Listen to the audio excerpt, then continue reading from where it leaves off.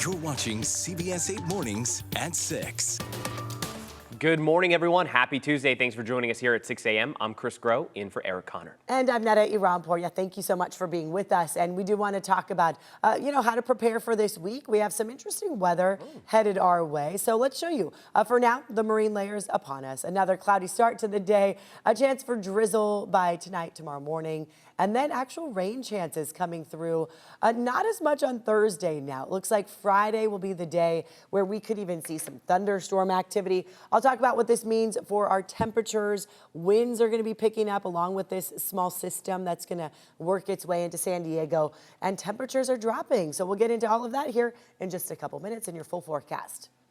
Okay, if you have waited until the last minute to do your taxes, that time has come. Yes, the filing deadline is today. And if you've already sent in your return, then you likely got a refund or you're still waiting for it. CBS 8's Regina Yarita working for your wallet this morning and has some last-minute tax tips as well as ways to invest that money if you get some back. Regina?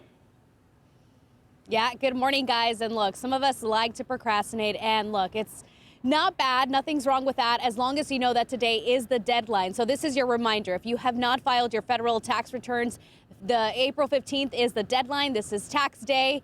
So the quickest and most efficient way to file is electronically. But if for some reason you can't file by today, you could request an extension to file with Form 48 and 68. So to be clear, that extension gives you until October 15th to file your return, but it's not an extension to pay. You need to estimate and pay any owed taxes by today's date to avoid any potential penalties and interest. So here at CBS 8, we want to help you file your federal tax returns by sharing a couple tips.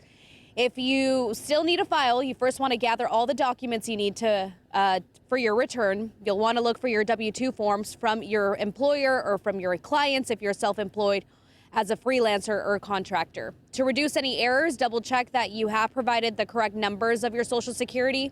You also want to make sure that you choose the correct filing status. If you can, try to calculate and claim deductions and credits. And if there are any negative numbers, don't forget to put brackets around them. Most importantly, double check that you signed and dated your return.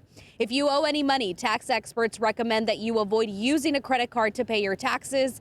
And if you get a refund, you might want to consider paying off any debt or any credit card debt instead. Take a listen.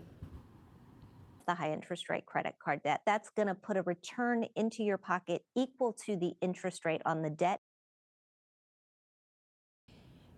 And once again, just a reminder, today is the deadline. All morning long, we'll be sharing some tips and, of course, some advice on what you can use your refund if you are getting some money back from that tax return that you're filing by today. For now, I'll send it back to you guys. All right, thank you, Regina. Employees for the Internal Revenue Service could learn the fate of their employment right after tax day. According to sources, the IRS is expected to announce their individual decisions by the end of this week. Layoffs will primarily affect employees in Kansas City, Missouri, Atlanta, and Chicago. In addition to staff cuts, the Trump administration has encouraged employees to voluntarily resign with financial incentives. Today, the San Diego City Council will consider an ordinance that would prohibit artificial intelligence-driven software from being used to set rental housing prices. We previously reported here that this was being introduced yesterday. It's happening at 2 this afternoon. Councilman Sean Ela Rivera will bring forward the proposal. Ela Rivera says the policy would prohibit any use of price-fixing software that allows corporate landlords to set rent increases. If this ordinance passes, it could be the first of its kind in the region. San Diego City Council will also hold the second reading of an ordinance banning grocery stores from offering digital-only deals in the city. The ordinance passed the council on its first reading last month. This is intended to help those who might not have access to digital coupons. If it passes the second reading today, it'll become law, in 90 days. Later today, Chula Vista City Council is voting on an ordinance to amend its accessory dwelling unit regulations to align with state law. This would address recent legislative changes like State Bill 1211 and State Bill 543. They allow apartment property owners to build up to 8 detached ADUs, 1 per existing duplex or larger buildings.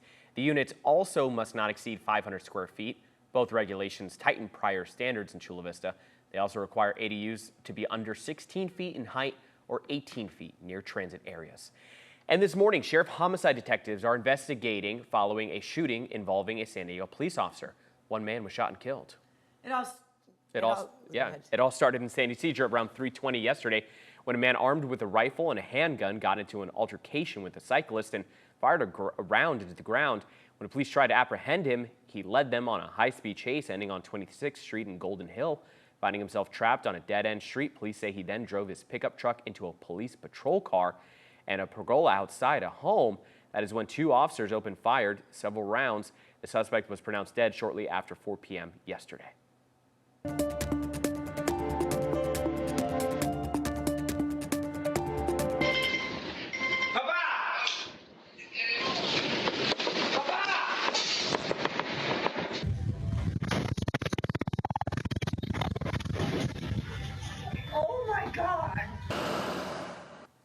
It takes you back to a feeling you probably didn't want to have, right there. Millions of us all across Southern California were shaken yesterday morning, 10:08 in the morning. It was a 5.2 magnitude earthquake centered near Julian. Had so many people talking throughout the day. These are some videos that were sent in by viewers. You saw the quake packed a punch, giving everyone a good scare. So it hit about 2.5 miles south of Julian. It could be felt as far as Los Angeles, was followed by a series of aftershocks. Yesterday's quake, certainly a good reminder to check for damage around your home. So this is what one structural engineer says to look out for. Look around your openings and doors, and if you see diagonal cracking going up from above the openings or below it, that's usually a sign of some movement. Now, the San Diego Sheriff's Department reported there was no major damage or injuries from this earthquake throughout San Diego. The USGS saying there were about 10 aftershocks of at least a 2.5 magnitude near Julian after that bigger 5.2 quake, all the way up to 3.9 we saw. So pretty decent aftershocks sizing. You can also get the latest on how you and your family can stay safe and be prepared ahead of the next big earthquake. We do live in Southern California after all. This show we have for you, it's called Ready or Not, and it's on our free streaming channel, CBS 8+. Download on your TV and watch for free. Now take a look at your screen right here. This is incredible video shared with us by the San Diego Zoo Safari Park. It was taken during yesterday morning's earthquake. Elephants have the ability to feel sound through their feet, and the safari park tells us this video shows the group of African elephants forming what's called an alert circle. You could see them there all facing forward with their backs to each other. It's something elephants do when they sense danger. It's intended to protect the young who are in the middle there and the entire herd from any threats. You can see just how strong the family structure is in elephant herds and how sensitive they are to what's happening around them.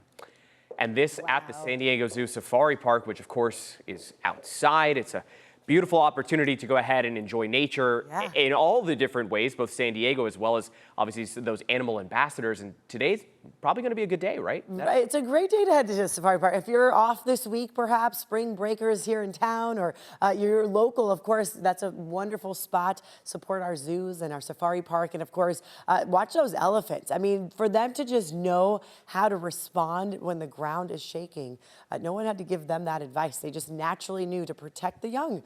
It's incredible to witness that. Let's show you what's going on weather-wise. So we are going to be seeing cloudy conditions. This is the view from Mount Woodson. I know, kind of cloudy with the clouds just sitting right there at the top at that higher level of elevation. Slightly cooler today by a few degrees. And then we're going to see the winds pick up Wednesday through Friday. Above 35-mile-per-hour winds, especially our mountains on our western and eastern slopes. Chance of rain and thunderstorms by Friday especially. So the timing of this is kind of changing on us, where Thursday we have a less of a chance. Friday now, we have about a 40-45% chance through San Diego. Visibility-wise, we're okay for now. Looks like clouds are sitting up fairly high.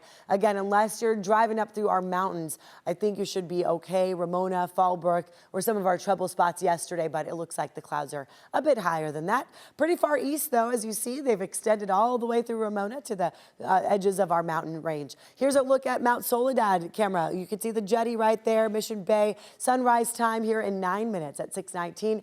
sunset at 7:19. And I think both of those timings will be covered in clouds. So I don't think we're going to see the sunrise or the sunset, of course, unless you're maybe in the deserts where the clouds should be clearing. As far as this afternoon, hopefully by this afternoon, we'll see some of that sun. Inland valleys, of course, you have a better chance. Upper 60s for most of you, though, today. So yesterday we got to about 70, 71 degrees inland. It looks like today hanging right around 68. That seems to be a popular number there. Along the coast, a little bit cooler, low to mid 60s. Our deserts will be getting right to the upper 80s, low 90s. Let's check in on traffic for you. And there was a crash. Oh, all right. Good news there. It's cleared. Do want to show you, though, on the Coronado Bridge, slow going. Speeds are 10 miles an hour. It looks like a lot of people headed onto the base there. So the bridge, of course, is pretty busy, which is typical for this time of morning. But the rest of our freeways are pretty smooth right now. Now for border wait times, let's check in on our port of entries. A lot better than yesterday, the timing-wise. San Ysidro port of entry, though, still will take you 85 minutes to get through. Otay Mesa, pretty similar at about 80 minutes.